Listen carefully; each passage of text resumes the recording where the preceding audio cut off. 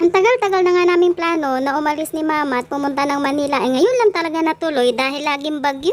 Ang original nga naming plano talaga ay December pa kami pupunta dito ng Maynila dahil nga laging bagyo at laging mahangin at saka ako sabi ko maalon to kaya wag na lang. Kaya naman yung December na talagang plano namin naging January tapos inabot na kami ng February. Biro mo yan napakatagal. Bago nga kami sumakay uminom muna kami ng gamot para sureness na hindi kami mahilo-hilo at magpatuka ng manok dito. Buti na lang talaga at uminom kami ng gamot. Ay siya kung hindi nagkalat kami dito sa barko. Nag-rent na nga rin kami ng 3 kumot dahil napakalamig talaga at nanunuot sa balat yung sobrang lamig.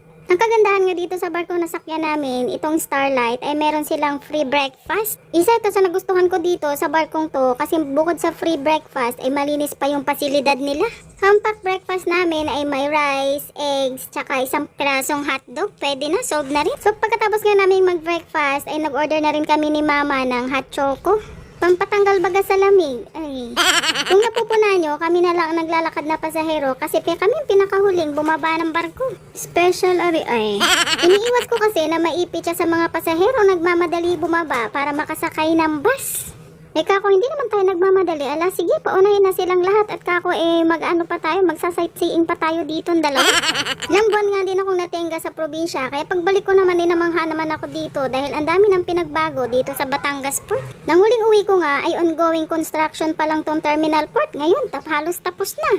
Ang kinaayawan ko lang dito ay napakahaba talaga ng lalakarin mo at nahihirapan ako kay Mama dahil nasakit pa yung paa niya. Mahirap nga maglakad kung madami kang dala at napakabigat pa. Ilang pirasong damit nga lang yung dala ko, tsaka yung laptop ko halos lumaylay na yung balikat ko. Buti na nga lang at naawa sa amin yung gwardya at pinaupo si Mama habang naghihintay kami ng sundo namin. Shoutout nga pala dito kay Gigi at kay Ate Jo na nagsundo sa amin. Dumaan nga muna kami sa convenience store para mag-refresh man lang at uminom ng tubig at syempre makapagpahinga muna saglit yung sundo namin. Nag-order nga muna kami ng tubig, tsaka maliit na cup noodles at pack lunch para sa dalawa naming kasama. Kumain nga muna kami saglit at pagkatapos niyan ay drive na ulit papuntang bahay. Yun lamang, maraming salamat po. Bye!